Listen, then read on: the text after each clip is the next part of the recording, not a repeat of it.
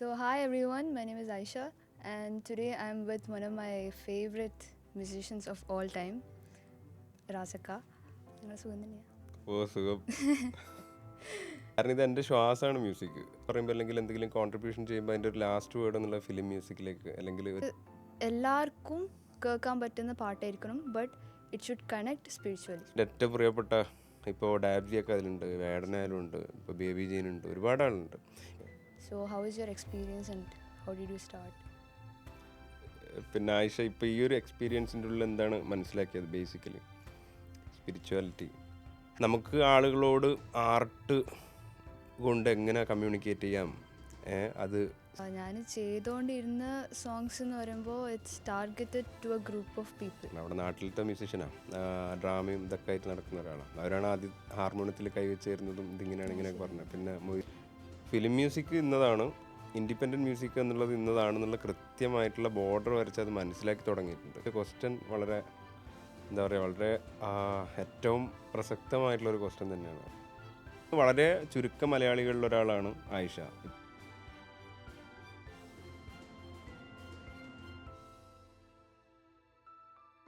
Hi everyone, my name is Aisha, and today I'm with one of my favorite musicians of all time, Rasaka. Thank you. കുറച്ചായി നമ്മൾ ഇങ്ങനെ ഇരുന്നിട്ട് അല്ലേ? നിങ്ങളെ സുഖം തന്നെയാ? ഓ സുഖം. അപ്പോൾ എനിക്ക് കുറച്ച് ചോദ്യങ്ങൾ ചോദിക്കാനുണ്ട്, അപ്പോൾ ചോദിക്കട്ടെ? Yes, okay. എന്തായാലും സന്തോഷം ഇവിടത്തേക്ക് ക്ഷണിച്ചതിലും വീണ്ടും കുറേ നാളുകൾക്ക് ശേഷം കാണാൻ കഴിഞ്ഞതിലൊക്കെ.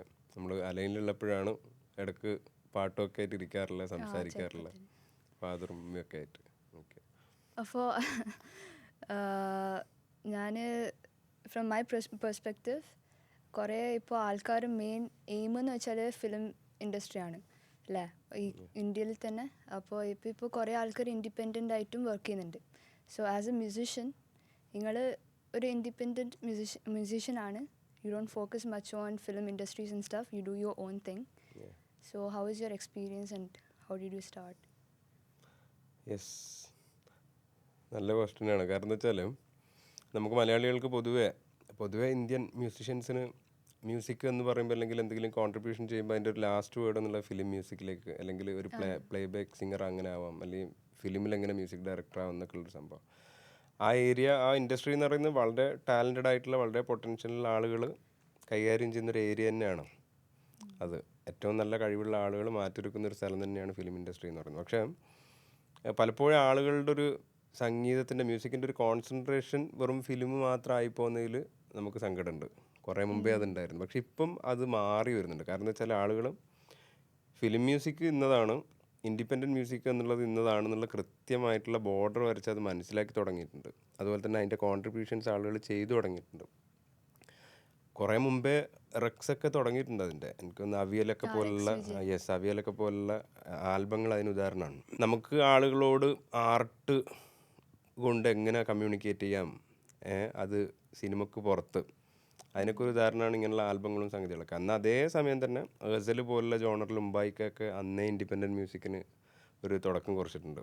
മുംബൈക്ക് അതിനുശേഷം ഷഹബാസ് ഖാൻ ഇങ്ങോട്ട് വരുന്നുണ്ട്. പക്ഷെ മുംബൈക്കാണൊക്കെ മുമ്പ് മെഹബൂബ് ഖാൻ എന്നൊക്കെ പറഞ്ഞിട്ടുള്ള വളരെ അസാമാന്യം സംഗീതന്മാരുണ്ടായിരുന്നു ഫോർട്ട് കൊച്ചിയിലൊക്കെ. ആ സമയത്ത് എഴുതുകയും അന്നേരം കമ്പോസ് ചെയ്ത് പാടുന്ന ആളുകളായിരുന്നു അവരൊക്കെ. അപ്പോൾ അത്തരത്തിൽ നമ്മൾ പാകിസ്ഥാനിലൊക്കെ കാണുന്ന പോലെ തന്നെ പിന്നെ ഇൻഡിപെൻഡൻറ്റ് മ്യൂസിക്കിനും ഫിലിം മ്യൂസിക്കിനും ഒരു കൃത്യമായിട്ടുള്ള ബോർഡർ വരച്ച് അത് ആളുകൾക്ക് ഇത് ഇന്നാണെന്നൊക്കെ പറഞ്ഞു കൊടുക്കുന്ന ഒരു ട്രെൻഡ് ഇപ്പോൾ വന്നിട്ടുണ്ട്. അതിന് ഒരുപാട് ആർട്ടിസ്റ്റുകളുണ്ടായി. ഇപ്പോൾ ഞാൻ പേര് പറഞ്ഞാൽ അതിൽ ഏതെങ്കിലും ആളുകൾ ചിലപ്പം വിട്ടുപോയിട്ടുണ്ടെങ്കിൽ അതെൻ്റെ ഓർമ്മക്കുറവുകൊണ്ട് മാത്രമല്ല, അല്ലാണ്ട് അതിലില്ലാത്തതുകൊണ്ടല്ല. ഇപ്പോൾ എൻ്റെ ഏറ്റവും പ്രിയപ്പെട്ട ഇപ്പോൾ ഡാബ്ജിയൊക്കെ അതിലുണ്ട്, വേടനായാലും ഉണ്ട്, ഇപ്പോൾ ബേബി ജീനുണ്ട്, ഒരുപാട് ആളുണ്ട്. ഇപ്പോൾ തഡ്വൈസറായാലും അവരും ഉണ്ട്, ഒരുപാട് ആളുണ്ട്. പിന്നെ ഫെജോ ഉണ്ട്. എനിക്ക് ഏറ്റവും പ്രിയപ്പെട്ട ജോബൊക്കെ അതിൽ ഭയങ്കര പിന്നെ റോള് ഉണ്ട് അതിലൊക്കെ. ഒരുപാട് ഇപ്പോൾ സിത്താര ആയാലും പിന്നെ ഗൗരി ലക്ഷ്മി ആയാലും ഒക്കെ ഒരുപാട് പേര് പറയാനും ഒരുപാടുണ്ട്. അപ്പം അത് ഭയങ്കര ഒരു സന്തോഷമുള്ളൊരു സംഗതിയാണ്. ഇപ്പോൾ പ്രത്യേകിച്ച് നമ്മുടെ നാട്ടിൽ ആളുകൾ അതിനെ അങ്ങനെ കൃത്യമായിട്ട് വേർതിരിച്ച് കാണുന്നുണ്ട്. കാരണം അതിന് ആളുകൾ നീ മ്യൂസീഷ്യനാണോ എന്ന് ചോദിക്കുമ്പോൾ ആദ്യം ചോദിക്കൂ നീ സിനിമയിൽ പാടിയോ എന്നുള്ളൊരു ക്വസ്റ്റ്യൻ നമ്മൾ ഫേസ് ചെയ്യേണ്ടി വരുമല്ലോ മിക്കവാറും. കാരണം ഇപ്പോൾ എനിക്കറിയാം, ഇപ്പോൾ ആയിഷിൻ്റെ തന്നെ ഇപ്പോൾ 2 മില്യൺ എബോവ് സബ്സ്ക്രൈബേഴ്സ് ഉള്ളതാണ്. Sorry 4 million. യെസ് അല്ലേ, 4 മില്യൺ അല്ലേ, അതെൻ്റെ ഓർമ്മ. യെസ്. അപ്പോൾ അത്രയും ഒരു അച്ചീവ് ചെയ്തിട്ടുള്ള ഒരു മ്യൂസീഷ്യൻ, ഒരു ഇൻഡിപെൻഡൻറ്റ് മ്യൂസീഷ്യനോട് സിനിമയിൽ പാടിയിട്ടുണ്ടോ എന്ന് ചോദിക്കുമ്പോൾ ഉണ്ടാകുന്നൊരു പ്രശ്നമുണ്ട്. കാരണം അതിനേക്കാൾ അപ്പുറത്തേക്കുള്ള ഒരു അച്ചീവ്മെൻ്റ് ആണ് അതൊക്കെ. ഞാൻ പേഴ്സണലി കാണുന്ന സംഗതി അതാണ്. അപ്പോൾ അങ്ങനെ ഒരു ക്വസ്റ്റ്യനിന് സ്കോപ്പില്ല എന്നുള്ളൊരു തരത്തിലേക്ക് ആളുകൾ മനസ്സിലാക്കുകയും നമ്മുടെ ഇൻഡസ്ട്രി, നമ്മുടെ മ്യൂസിക് ഇൻഡസ്ട്രി ഒക്കെ മാറി തുടങ്ങിയിട്ടുള്ളൊരു വളരെ സന്തോഷമുള്ളൊരു സാഹചര്യം നമ്മുടെ നാട്ടിൽ ഇപ്പോൾ ഉണ്ട്. നീ ചോദിച്ച ക്വസ്റ്റ്യൻ വളരെ എന്താ പറയുക, വളരെ ഏറ്റവും പ്രസക്തമായിട്ടുള്ളൊരു ക്വസ്റ്റ്യൻ തന്നെയാണ്. അപ്പോൾ ഈ മ്യൂസിക്കിലേക്ക് വരണമെങ്കിൽ ഓബ്വിയസ്ലി ഒരു ടാലൻ്റ് ഉണ്ടാവും, ബട്ട് ദെൻ ഇൻസ്പിറേഷൻ ആയിട്ട് ഒരാൾ ഉണ്ടാവുമല്ലോ, എല്ലാവർക്കും ഒരു റോൾ മോഡൽ ഉണ്ടാവുമല്ലോ. In my case it Sam Yusuf. അപ്പോൾ നിങ്ങളെ ഇതിലാരായിരിക്കും? എനിക്ക് മ്യൂസിക്കിലായാലും ആർട്ടിലായാലും ലൈഫിലായാലും ഒറ്റൊരാളില്ല. ഓരോ കാലഘട്ടങ്ങളിൽ അത് മാറിക്കൊണ്ടേയിരിക്കും. അതിൽ നമ്മളൊരു ഒരു മെൻറ്റർ എന്നുള്ള നിലക്ക് അതിങ്ങനെ മാറിക്കൊണ്ടേയിരിക്കും. അപ്പോൾ പണ്ട് എന്നെ സംബന്ധിച്ചുള്ള എൻ്റെ ഉപ്പാൻ്റെ തന്നെ ഫ്രണ്ടായിട്ടുള്ള മഹമ്മൂദ് ഖാൻ എന്നൊക്കെ പറഞ്ഞാൽ അവിടെ നാട്ടിലത്തെ മ്യൂസീഷ്യനാണ്. ഡ്രാമയും ഇതൊക്കെ ആയിട്ട് നടക്കുന്ന ഒരാളാണ്. അവരാണ് ആദ്യം ഹാർമോണിയത്തിൽ കൈവച്ചേരുന്നതും ഇതിങ്ങനെയാണ് ഇങ്ങനെയൊക്കെ പറഞ്ഞത്. പിന്നെ മൊയ്തു ഉസ്താദ് എന്നൊക്കെ പറഞ്ഞിട്ടുള്ള ആ കാലഘട്ടത്തിൽ തുടക്കം. പിന്നെ ഇങ്ങോട്ട് വരുമ്പോഴൊക്കെ പിന്നെ നമ്മുടെ നാടിൻ്റെ മ്യൂസിക്കൊക്കെ നമ്മൾ ഇൻഫ്ലുവൻസ് ചെയ്യുന്നുണ്ട്. കണ്ണൂർ സിറ്റി, പൊന്നാനിയൊക്കെ പോലുള്ള ഒരു തീരപ്രദേശം തന്നെയാണ്. അപ്പോൾ പലപ്പോഴും മറ്റ് നാടുകളിൽ നിന്ന്, ഉത്തരേന്ത്യയിൽ നിന്നൊക്കെ വന്നിട്ടുള്ള മ്യൂസീഷ്യൻസ് വന്ന് അവിടെ ഒരു മേഫിൽ കൾച്ചറൊക്കെ ഉണ്ടാക്കി പോയിട്ടുള്ളൊരു നാടും കൂടിയാണ് എൻ്റെ കണ്ണൂർ സിറ്റി. അപ്പോൾ അതുകൊണ്ട് ക്ലബ്ബുകളുടെ ഒരു കൾച്ചർ അവിടെ, മ്യൂസിക് ക്ലബ്ബുകളുടെ കൾച്ചർ അവിടെ ഭയങ്കര സജീവമാണ്. അപ്പോൾ ആ മ്യൂസിക് ക്ലബ്ബുകൾ നമുക്ക് കിട്ടിയിട്ടുണ്ട്. ആ മ്യൂസിക് ക്ലബ്ബുകളിൽ പല ആളുകളും വന്ന് പോയിക്കൊണ്ടിരുന്നു. കേരളത്തിൻ്റെ പല ഭാഗത്തു നിന്നും പറഞ്ഞ പോലെ യാത്രക്കാരായിട്ടുള്ള ആളുകൾ വന്നു. അപ്പോൾ അതിൽ നിന്നുള്ളൊരു എക്സ്പീരിയൻസ്, പിന്നെ നമ്മുടെ ഒരു ജോലിയൊക്കെ ആയിട്ട് ബന്ധപ്പെട്ട് നമ്മൾ പ്രവാസികളാവുന്നു. ആ സമയത്തുള്ള ഒരുപാട് നമ്മുടെ സുഹൃത്ത് ബന്ധങ്ങളിൽ നിന്ന് നമുക്ക് കിട്ടുന്നു മ്യൂസിക്. അങ്ങനെ ജീവിതത്തിൽ നമ്മളിങ്ങനെ മുമ്പോട്ട് പോയിക്കൊണ്ടേ ഇരിക്കുമ്പം പല സന്ദർഭങ്ങളിലായിട്ട് ആളുകളുടെ നിന്നും നമ്മുടെ സർക്കിളിൽ നിന്നൊക്കെ കിട്ടുന്നത് തന്നെയാണ് ഇൻസ്പിറേഷൻ. ഇപ്പോൾ ഒരാളെ പറയുകയാണെങ്കിൽ എനിക്കിപ്പോൾ എൻ്റെ മുമ്പിൽ എനിക്ക് ഭയങ്കര ഒരു ഇൻസ്പിറേഷൻ എന്നൊക്കെ പറയാൻ പറ്റുന്ന എനിക്ക് അലി സെയ്ത്തിയൊക്കെ ഭയങ്കര ഇഷ്ടമാണ്. അതുപോലെ തന്നെ അറൂജ് അഫ്താബ്. പിന്നെ നമ്മുടെ നാട്ടിൽ തന്നെയുള്ള ഒരുപാട് മ്യൂസീഷ്യൻസ് ഉണ്ട്. ഒരുപാട് പേര് പറയുകയാണെങ്കിൽ ഒരുപാടുണ്ട്. അപ്പം അത് ഓരോ കാലഘട്ടത്തിലും മാറിക്കൊണ്ടേയിരിക്കും. ഇത്രയേ ഉള്ളൂ. നമ്മുടെ എപ്പോഴും നമ്മളുടെ ആർട്ടിനെ എപ്പോഴും നമ്മൾ എന്താ പറയുക, പുതുക്കിക്കൊണ്ടേയിരിക്കാം. ആ പുതുക്കാൻ വേണ്ടി ഹെൽപ്പ് ചെയ്യുന്ന ഇൻസ്പിറേഷൻ നമ്മുടെ ചുറ്റും ഉണ്ടാവും. അത് നമ്മൾ കണ്ടെത്താന്നുള്ളത് നമ്മൾ ഓൾറെഡി ഓട്ടോമാറ്റിക്കലി കണ്ടെത്താൻ. എനിക്ക് ഫ്രീക്വൻ്റ് ആയിട്ട് വരുന്ന ചോദ്യം എന്ന് വെച്ചാൽ, നീ എന്താ സ്പിരിച്വൽ സോങ്സ് മാത്രം പാടുന്നത്, നിനക്ക് ഫിലിമിൽ ഫോക്കസ് ചെയ്തോടെ, അതിലെല്ലാം മോർ സ്കോപ്പ് ഉള്ളത്, നീ എന്തിനും ഇൻഡിപെൻഡൻ്റ് ആയിട്ട് അതെല്ലാം ചെയ്യുന്നത്. അപ്പം അങ്ങനത്തെ കുറേ ആൾക്കാർ ഇങ്ങനെ ചോദ്യം വരാറുണ്ട്. അപ്പോൾ നിങ്ങൾക്ക് ഫേസ് ചെയ്യുന്ന കുറച്ച് ചാലഞ്ചസ് എന്തൊക്കെയാണ്? അങ്ങനത്തെ ചോദ്യങ്ങളൊക്കെ അല്ലേ.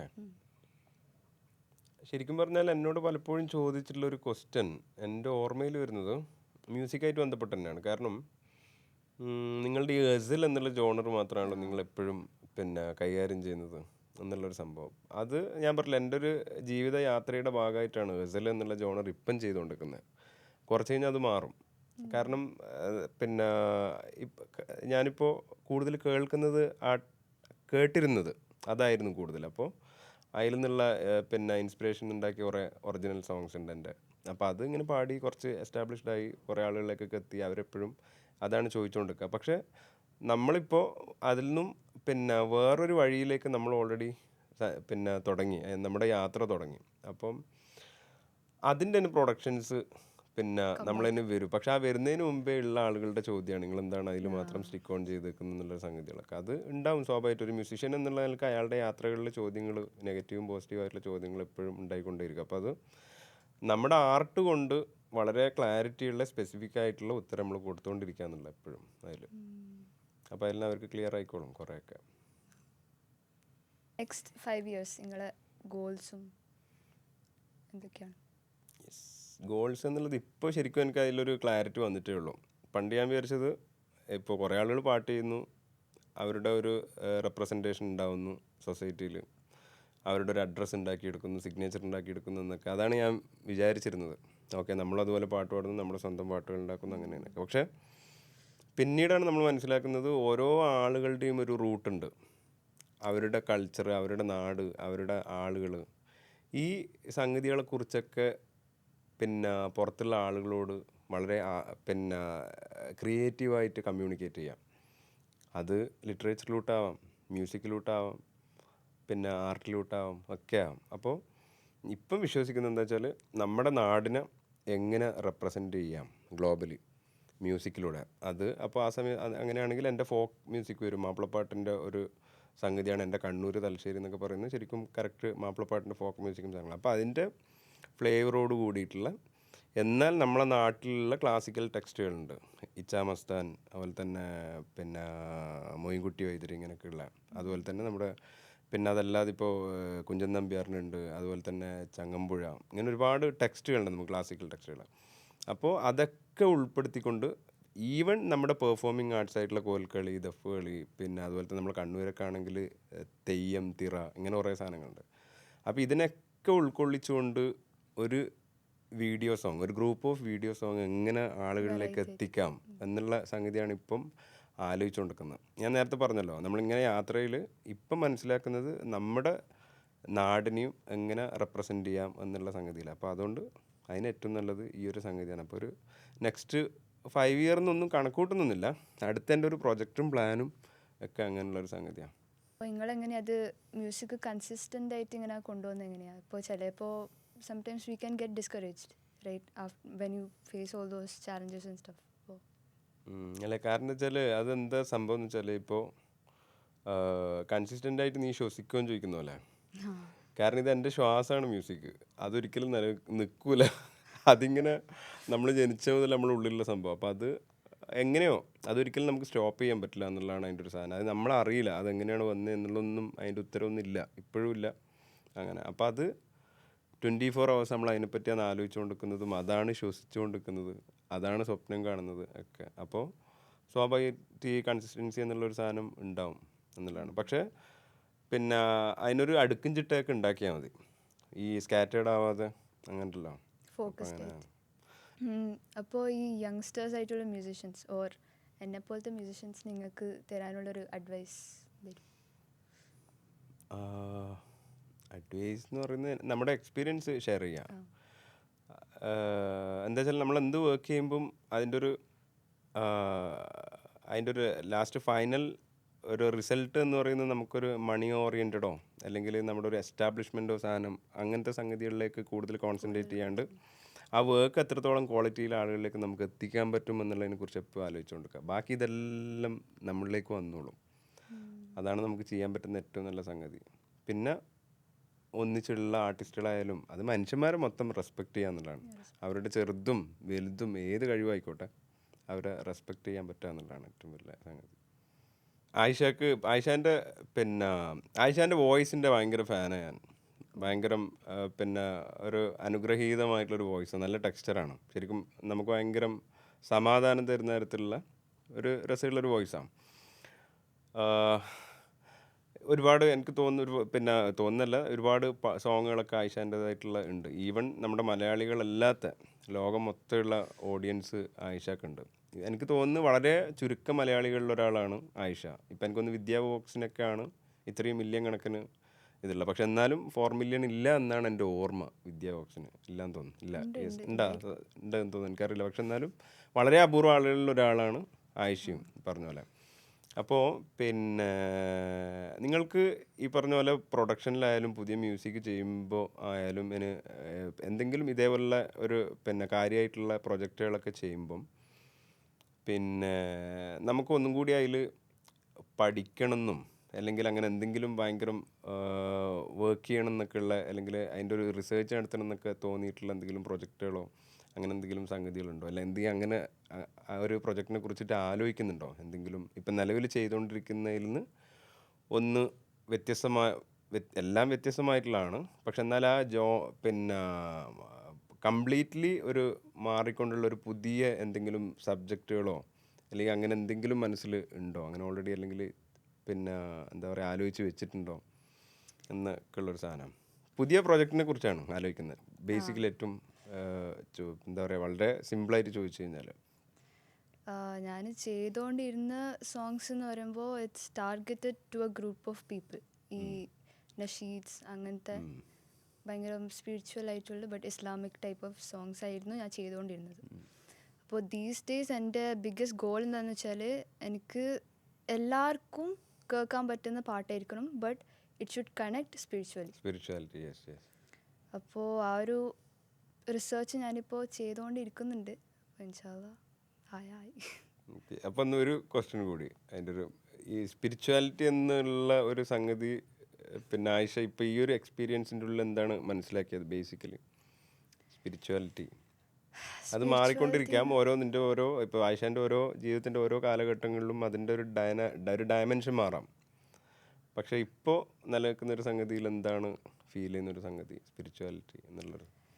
സ്പിരിച്വാലിറ്റി എന്ന് പറയുമ്പോൾ അത് ഞാനിത് മുമ്പ് പറഞ്ഞിന്, അതൊരു നിസ്കാരപ്പായ ഇങ്ങനെ പിരിച്ചിട്ട് നമ്മൾ ഇരിക്കുമല്ലോ സുജൂദിൽ, അല്ലെങ്കിൽ ഇങ്ങനെ റുക്കൂൽ ഇരിക്കുമല്ലോ, അന്നേരം നമ്മളിങ്ങനെ അള്ളാനെ ഓർത്തിട്ട് ഇങ്ങനെ കണ്ണുകൂട്ടിട്ട് ഇരിക്കുമ്പോൾ ആ ഒരു സുഖമുണ്ട്. അപ്പോൾ ഞാൻ ഈ സ്പിരിച്വൽ സോങ്സ് പാടുമ്പം ആ ഒരു ഡെപ്ത് മനസ്സിലാക്കി ലിറിക്സൊക്കെ മനസ്സിലാക്കിയിട്ട് പാടുമ്പോൾ ഒരു സുക്കൂനുണ്ട്. That's what I get when I sing spiritual songs.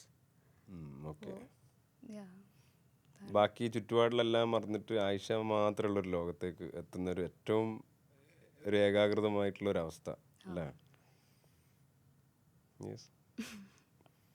അപ്പോൾ നമുക്ക് as a musician and you as a musician collaborate ചെയ്യണം എന്നൊരു ആഗ്രഹം ഉണ്ടായിരുന്നു. അപ്പോൾ നിങ്ങൾ കമ്മിറ്റ് ചെയ്തിട്ടുണ്ടായിരുന്നു. അപ്പോൾ അതിൻ്റെ അപ്ഡേറ്റ് എന്താണ്? അതെ, പിന്നെ ഞാൻ കുറച്ച് ലിറിക്സും സംഗതികളൊക്കെ നോക്കിയിട്ടുണ്ട്. അത് കോൺസെൻട്രേറ്റ് ചെയ്യുന്നത് നമ്മുടെ ക്ലാസിക്കൽ, നമുക്ക് അങ്ങനത്തെ ഒരുപാട് ലിറിക്സ് ഉണ്ട്, ഭയങ്കര ട്രഷറായിട്ടുള്ള ലിറിക്സുകളുണ്ട് ഈ അറബി മലയാളത്തിലും ഒക്കെ ഉള്ള സംഗതികൾ. അപ്പോൾ സ്പിരിച്വലിനാണ്, അതും സ്പിരിച്വാലിറ്റിയാണ് പറയുന്നത്. അതിൻ്റെ ഒരു പിന്നെ വൺനെസ്സിനെ പറ്റി പറയുന്ന, തൗഹീദിനെ പറ്റി പറയുന്ന ഒരു പിന്നെ ലിറിക്സാണ് ഇപ്പോൾ സെലക്ട് ചെയ്തിട്ടുള്ള ഇച്ചാ മസ്താൻ്റെ. പക്ഷേ അത് ചെയ്തുകൊണ്ടിരിക്കും ചിലപ്പോൾ ഈ പറഞ്ഞ പോലെ അതിൽ വേറെ എന്തെങ്കിലും ആഡ് ഓൺ ആവാം, ചിലപ്പോൾ മൊയിൻകുട്ടി എതിർത്ത് ആഡ് ഓൺ ആവാം, ചിലപ്പോൾ അതിൽ കടായിക്കൽ അല്ലെങ്കിൽ KV അബൂബക്കർ മാസ്റ്റർ ഇവരൊക്കെ ആഡ് ഓൺ ആവാം.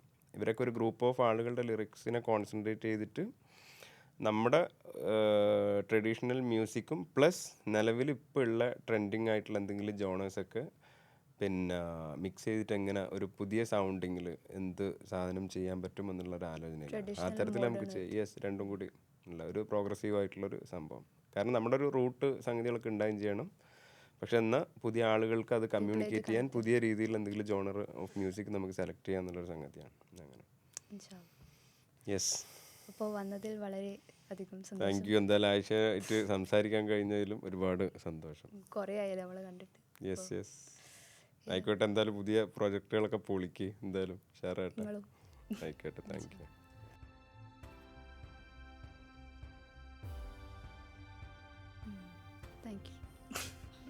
പിന്നെന്തല്ല അസുഖമല്ലേ ചായ കുടിച്ചിട്ട് നിങ്ങൾ ഇതിൽ കണ്ടെത്താൻ